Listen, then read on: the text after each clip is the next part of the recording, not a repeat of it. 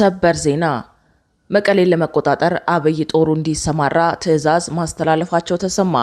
ጀነራሉ መቀሌን ለመቆጣጠር እንቅስቃሴ ጀምረናል ሲሉ በይፋ ተናግረዋል። በሌላ በኩል በርካታ ባለስልጣናት የአዲስ አበባውን ስብሰባ ረግጠው ወጥተዋል። ይህ አዲስ ፖስት ሚዲያ ነው። የከበረ ሰላምታችን በያላችሁበት ይድረሳችሁ። ለአሁን የተደመጡ እናንተን የሚመጥኑ መረጃዎችን አጠናክረን መጥተናል። ታማኒ መረጃዎቻችን ለብዙዎች ተደራሽ እንዲሆን አስቀድማችሁ ቪዲዮን ላይክ፣ ኮሜንት እና ሼር እንድታደርጉን ጠይቃለን።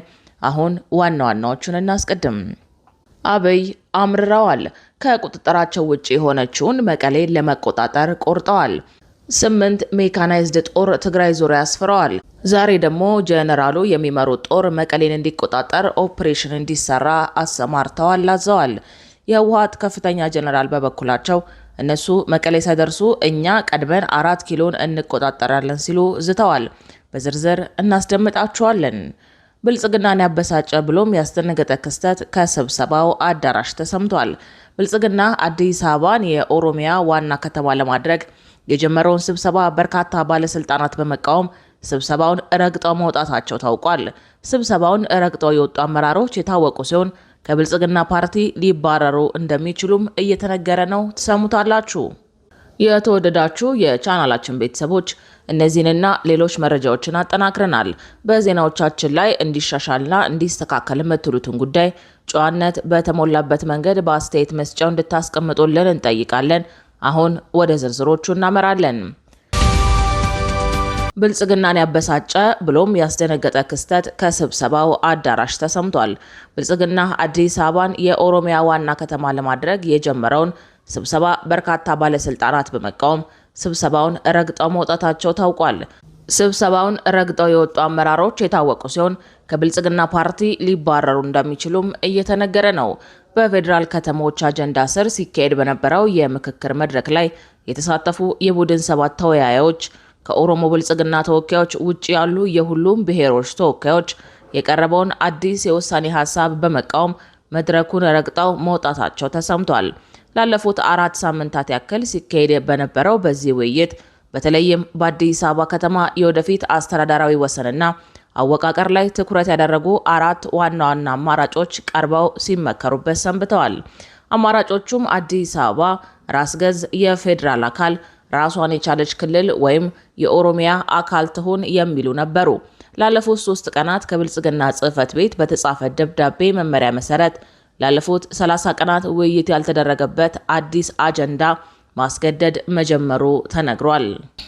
አዲሱ መመሪያ አዲስ አበባ የኦሮሚያ ዋና ከተማና የፌዴራሉ መቀመጫ ትሁን የሚል አዲስ አጀንዳ በ250 የቡድን ውይይቶች ውስጥ እንዲካተት ማስገደዱ ተገልጿል። ጸሐፊዎች ለ1 ወር ሙሉ ሲወያዩበት የነበረውን ምክረ ሀሳብ ወደ ኋላ ተመልሰው ይህንን አዲስ አጀንዳ በማስገባታቸው ምክንያት ከኦሮሚያ ተወካዮች ውጭ ያሉ የሁሉም ክልሎች ተወያዮች ሰነዱን አንፈርምም በማለት መድረኩን ረግጠው ወጥተዋል። በተመሳሳይ መልኩ በሌሎች 7 ቡድኖች ውስጥ ሲወያዩ የነበሩ ከኦሮሞ ተወካዮች ውጪ ለነገው የ500 አባላት ውይይት ኦሪንቴሽን ለመውሰድ በመዘጋጀት ላይ የነበሩ ተሳታፊዎች በሙሉ ግቢውን ጥለው መውጣታቸው ተዘግቧል።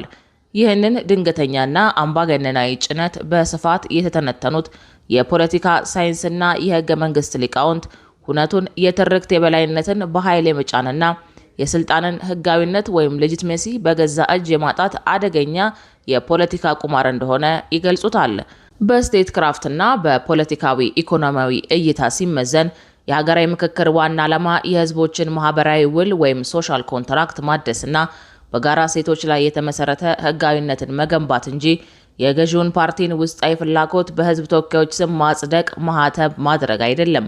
ለወራት ሲደከምበትና ሲመከርበት የነበረውን ህዝባዊ መግባባት በደቂቃዎች ውስጥ በጽህፈት ቤት ደብዳቤ ለመተካት የተደረገው ጥረት የዲሞክራሲያዊ ተቋማትን ገለልተኝነት የሚያፈርስና የዜጎችን ተቋማት ላይ ያላቸውን እምነት ፍጹም የሚያደክም ሆኖ ተገኝቷል። ይህን መሰሉን አምባገነናዊ አካሄድ በመቃወም ከኦሮሚያ ተወካዮች ውጭ ያሉ የሁሉም ክልሎችና ብሔሮች ተወያዮች የተጫነውንና ያልተወያየንበትን ሰነድ አንፈርምም በማለት በጋራ መድረኩን ረግጠው ወጥተዋል። ይህንን ተቃውሞ በአዳራሽ ውስጥ ብቻ የተወሰነ ሳይሆን በሌሎች 7 የውይይት ቡድኖች ውስጥ ሲሳተፉ የነበሩና ለቀጣዩ የ500 አባላት ታላቅ ውይይት ኦሪንቴሽን ለመውሰድ በመዘጋጀት ላይ የነበሩ ተወያዮችንም ያካተተ ነበር። ተሳታፊዎቹ እንደገለጹት ከኦሮሞ ተወካዮች ውጭ ያሉ የሁሉም ክልል ተወያዮች በሙሉ ድምፅ አዳራሹን ብቻ ሳይሆን የታላቁን ግቢ ቅጥር ግቢ ጭምር ጥለው መውጣታቸውን ለኢትዮ ፎከስ ተናግረዋል። ይህ አጠቃላይ መድረክ ረግጦ የመውጣት እርምጃ የህዝብ ተወካዮች ለቀረበላቸው አስገዳጅ አጀንዳ የሰጡት ምላሽና የፖለቲካ ፍላጎት በኃይል ሊጫን እንደማይቻል ያሳዩበት ታሪካዊ የመብት ማስከበር እርምጃ ነበረ።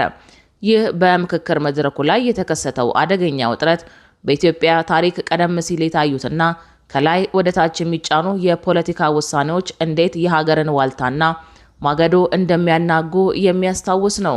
በኢትዮጵያ የታሪክ ሂደት ውስጥ የህዝብን ፍላጎት ወደ ጎን በመተው በኃይልና በፓርቲ ውሳኔ የተጫኑ አስተዳደራዊና ወሰን ነክ ውሳኔዎች ምንጊዜም ቢሆን ለባሰ ህዝባዊ እምቢተኝነትና ለረጅም ጊዜ የፖለቲካ ቀውስ መንስኤ ሲሆኑ ቆይተዋል።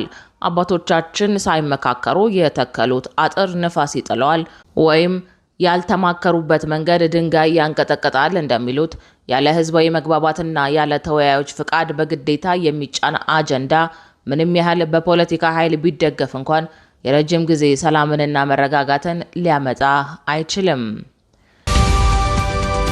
በቀጣይ መረጃ ከ48 በላይ ከፍተኛ የፌዴራል ተቋም አመራሮች በቁጥጥር ስር ዋሉ። የአመራሮች በቁጥጥር ስር መዋል ግን ትችትን እያስተናገደ ነው። ብልጽግና ቁንጮ አመራሮቹን መቅጣት ትቶ መካከለኛ አመራሮቹ ላይ ጅራፉን እያነሳ ነው በሚል ተቃውሞ ገጥሞታል። ከትላንትናው ዕለት ጀምሮ 48 አይን ዓለም ንጉሴ የሚመሩት የገቢዎች ሚኒስቴርና የጉምሩክ ባለስልጣን ሰራተኞች በሙስና ወንጀል ተጠርጥረው በእስር ላይ እንደሚገኙ ታውቋል። ይህ እርምጃ መንግስት በተለያዩ ተቋማት ላይ እየወሰደ ያለው ተከታታይ የእስር ዘመቻ አካል ቢሆንም የዘመቻው አካሄድና ኢላማ ግን በፖለቲከኞች ዘንድ ጠንካራ ትችትን እያስተናገደ ይገኛል። የአሁኑ የገቢዎችና ጉምሩክ ሰራተኞች እስር ከዚህ ቀደም በተለያዩ የመንግስት ሚኒስቴር መስሪያ ቤቶች ከተወሰዱ ተመሳሳይ የህግ እርምጃዎች ጋር ተዳምሮ የሚታይ ነው።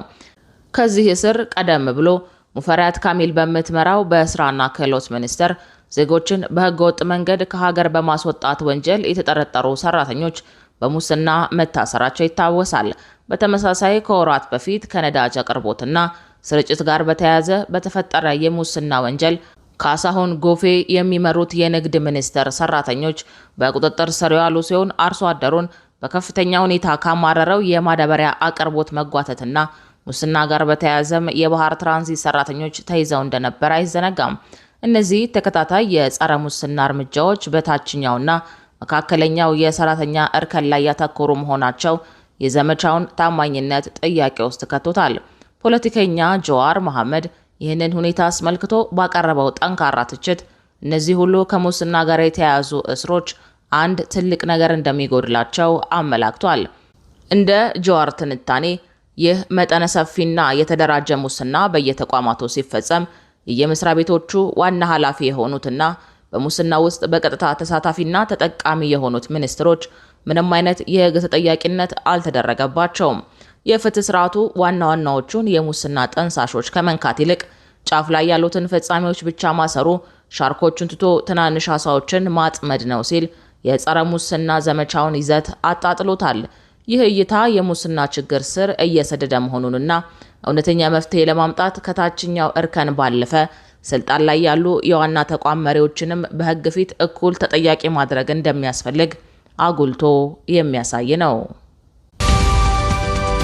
በቀጣይ መረጃ የሶማሌ ከፊል ራስ ገዝ አስተዳደር በሆነችው ፑንትላንድና በፌዴራል መንግስቱ መካከል ያለው ውጥረት እንደገና ባንሰራራበት በዚህ ወቅት የፑንትላንድ ታጣቂ ኃይሎች ትላንት በጋልካሊዮ በሚገኘው የፌዴራል መንግስት ጦር ላይ ጥቃት ከሰነዘሩ በኋላ በቦሳሶ በሚገኘው በፌዴራል መንግስቱ የተቋቋመ የፑንትላንድ ደህንነት ኃይል ወይም ፒኤስኤፍ የጦር ካምፕ መቆጣጠራቸውን ገለጹ። የፑንትላንድ ፕሬዝዳንት ሳይድ አብዱላሂ ደኒ ረቡዕ ዕለት በክልሉ መዲና ጋሮዌ በሰጡት ጋዜጣዊ መግለጫ በጋልካዮ የተካሄደው ጥቃት በፑንትላንድ መንግስት ላይ ተቃውሞ በሚያስነሱ አካላት ላይ ግልጽ መልእክት ለማስተላለፍ ታስቦ የተካሄደ የታቀደ የደህንነት እርምጃ ነው ብለዋል። ረቡዕ ዕለት የተካሄደው ይህ ግጭት በከባድ መሳሪያዎች የታገዘ የተኩስ ልውውጥ የተደረገበት ሲሆን የሲቪሎቹን መፈናቀልና የሰው ሕይወት ጉዳት ማድረሱ ተዘግቧል። በዚሁ ግጭት የፑንትላንድ ኃይሎች ፒኤስኤፍ በመባል በሚታወቀው በፌዴራል መንግስቱ የተቋቋመው ታጣቂ ቡድን ተይዞ የነበረውን በቦሳሶ የሚገኘውን የጦር ካምፕ ሙሉ በሙሉ በቁጥጥር ስር መዋሉን አስታውቋል። ጋሮዌ ኦንላይን የተባለው የአካባቢው የዜና ምንጭ እንደዘገበው በጋልካዮ በተካሄደው እርምጃ 101 ተጠርጣሪዎች በቁጥጥር ስር መዋላቸውንና 60 የቆሰሉ ሰዎች መያዛቸውን ገልጿል። በተጨማሪም የጦር መሳሪያዎችን፣ ጥይቶችን፣ ወታደራዊ ተሽከርካሪዎችንና ሌሎች ቁሳቁሶችን መውሰዳቸውን ዛሬ ባወጡት መግለጫ ገልጸዋል። ከተያዙት ቁሳቁሶች መካከል የፖሊስ ደንብ ልብሶች፣ ካቴናዎችና የወታደር ጫማዎች የሚገኙበት ሲሆን በፑንትላንድ እነዚህ ቁሳቁሶች በቻይና መንግስት ለሶማሊያ ፖሊስ ኃይል ከተደረጉ እርዳታዎች የተገኙ ናቸው ብላለች።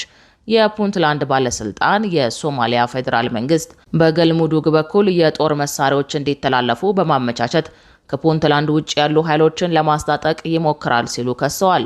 ውዝግቡ ይበልጥ ያየለው አከራካሪ የሆነ የጦር መሳሪያ ጭነት በገልሙዱግ አስተዳደር ስር በሚገኘው የደቡብ ጋልካዮ ክፍል ከደረሰ በኋላ ነው። ፕሬዚዳንት ደኒ የፑንትላንድ ኃይሎች አካባቢውን ማረጋጋታቸውን ገልጸው ከነሱ እውቅና ውጭ የሚንቀሳቀሱ ሌሎች የታጠቁ ቡድኖች በፑንትላንድ ውስጥ እንዳይኖሩ አስጠንቅቀዋል።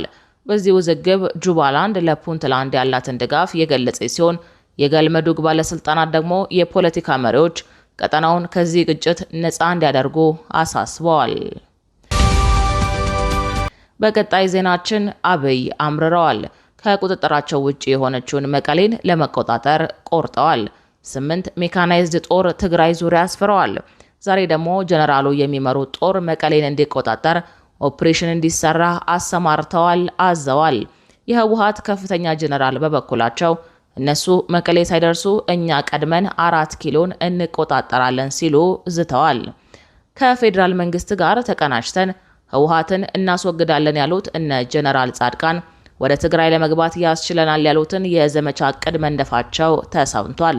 አፋር ክልል የመሸገው ሀራ መሬት ጀነራሎችን ጨምሮ የለውጥ አቀንቃኞች በአዲስ አበባ ባካሄዱት ስብሰባ በአጭር ጊዜ ውስጥ ወደ ትግራይ እንዘምታለን ብለዋል። ትግራይ ከህወሓት በኋላ በሚል በአዲስ አበባ በተካሄደው ስብሰባ እነ ጀነራል ጻድቃን ከዚህ በኋላ ቆሞ መጠበቅ አይገባንም ብለዋል። ጀነራል ጻድቃን ገብረትንሳይ በመድረኩ ላይ ባቀረቡት ወደ ትግራይ የመዝመት እቅድ የፌዴራል መንግስት ጋር ተባብረን መቀሌን እንቆጣጠራለን ሲሉ ተደምጠዋል። ህወሓትን ማስወገጃው ጊዜ አሁን ነው ያሉት ጀነራሉ የፌዴራል መንግስቱ ሳይቀደም መቅደም አለበት ብለዋል። መንግስት የህወሓት ቁንጮ አመራሮችን በተለይም እነ ደብረጽዮን ገብረ ሚካኤልና ፈትለወርቅ ገብረ እግዚአብሔር ወይም ደግሞ ሞንጀሪኖን እንዲያጠቃም መክረዋል። እነ ጀነራል ጻድቃን ገለጻ የፌዴራል መንግስት ህወሓትን ካስወገደ በኢትዮጵያ ያሉት ሁሉም የጸጥታ ችግሮች መፈታት ይችላል። የትግራይ ጉዳይ መፍትሄ አገኘ ማለት ኢትዮጵያ መፍትሄ አገኘች ማለት ነው። ኢትዮጵያ ብቻ አይደለም፣ የትግራይ ጉዳይ መፍትሄ ሲያገኝ የአፍሪካ ቀንድ መፍትሄ ያገኛል ብለዋል። የፌዴራል መንግስት ይህንኑ በመረዳት ከለውጥ ፈላጊ ኃይሎች ጋር ተባብሮ ወደ ትግራይ እንዲዘምት እየወተወቱ መሆኑን ጀነራሉ ጠቁመዋል። በሌላ በኩል የህወሓት ከፍተኛ ጀነራል ወዲ እምበይተይ ብልጽግናን ለመደምሰስ ተዘጋጅተናል ሲሉ ተደምጠዋል። ጀነራሉ ከሸረሪናው ውጊያ በኋላ ባሰሙት ዛቻ ብልጽግናን ለማስወገድ ዝግጅታችንን ጨርሰናል ብለዋል። ጀነራሉ አሁን በይፋ የሚቀበሩበት እየተቃረብን ነው በማለት የተሟላ ጦርነት መቃረቡን ጠቁመዋል። ተዋጊዎች በተሰበሰቡበት ቦታ ላይ ተገኝተው ከባድ ዛቻ ያሰሙት ጀነራሉ ዛሬ እዚህ የተገኘነው ለመጨረሻ ድልም የምናደርግበትም ፊሽካ ለመንፋት ነው ብለዋል። የወዲ እምበይተይ ጠንካራ መልእክት በተለያዩ አቅጣጫዎች ጦሩን እያንቀሳቀሰ የሚገኘው ህወሓት ወደ ተሟላ ጦርነት ሊገባ እንደሚችል አመላካሽ ተደርጎ ተወስዷል። በተለይም በራያ አካባቢዎች የተፈጠረው ወታደራዊ ፍጥጫ በቀናት ውስጥ ሊፈነዳ እንደሚችል ከፍተኛ ስጋት ተፈጥሯል። ክቡራትና ክቡራን የአዲስ ፖስት ሚዲያ ቤተሰቦቻችን ለሰዓቱ የተዘጋጁት መረጃዎች እነዚህን ይመስሉ ነበረ። መረጃዎቻችንን እስከ ፍጻሜው ድረስ ስላደመጣችሁ ከልብ እናመሰግናለን።